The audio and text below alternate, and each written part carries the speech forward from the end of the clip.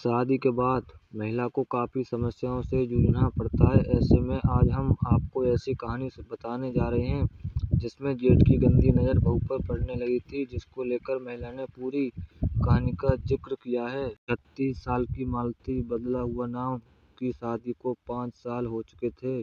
उसकी गृहस्थी अच्छी चल रही थी, लेकिन जैसे ही उसके पति का घर से दूर रहना शुरू हुआ, वैसे ही उसके लिए खराब दिन शुरू हो गए।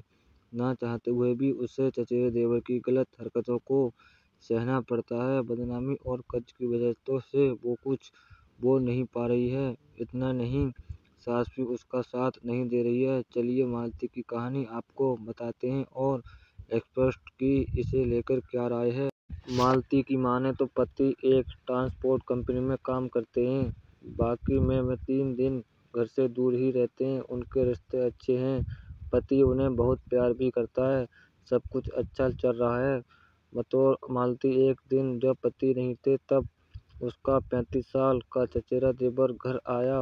वो मेरे 2 साल के बच्चे के लिए बहुत सारे खिलौने लेकर आए।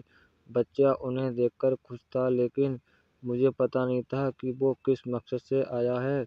चाय पीने के बाद वो मेरे पास किचन में आया और मेरा हाथ पकड़कर बोला कि तुम्हें अकेलापन महसूस नहीं होता? भाभी, मैं इस सवाल से दंग रह गई। इससे पहले उसने ऐसी बात कभी नहीं बोली थी। मालती आगे बताती है कि जब मैंने ना बोला तो उसने कहा कि अगर तनाव महसूस करो तो मैं हूँ आपके लिए। इसके बाद वो चला गया।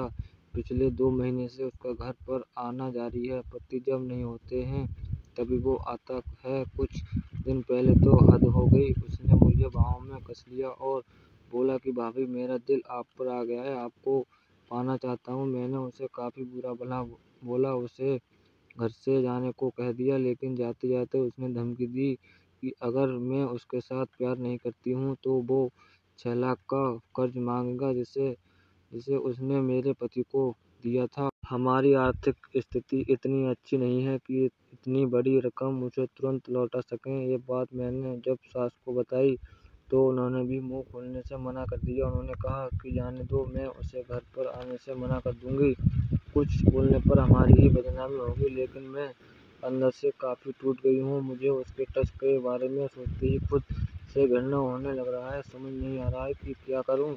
एक्सपर्ट की राय बकाई, आज भी महिलाएं घर में सुरक्षित नहीं है। मेरा मानना है कि आपको अपने देवर के खिलाफ बोलना चाहिए। उसकी हरकत अगर आप बर्दाश्त करती हैं तो कल को कुछ गलत आपके साथ हो सकता है। पति के कानों में यह बात जब पहुंचेगी तो उसे दुख होगा कि आपने उसे नहीं बताया। इतना ही नहीं हो सकता आपका पति आप पर ही शक करने लगे, इसलिए देर होने से पहले पति को सारी बातें बता दीजिए।